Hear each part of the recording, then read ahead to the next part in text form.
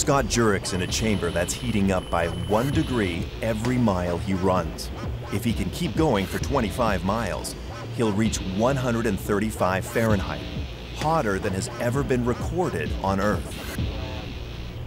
The chamber is now hotter than Scott has ever run in before, and hotter than the equipment is designed to withstand. I'm doing okay, but this is not your everyday average run for sure.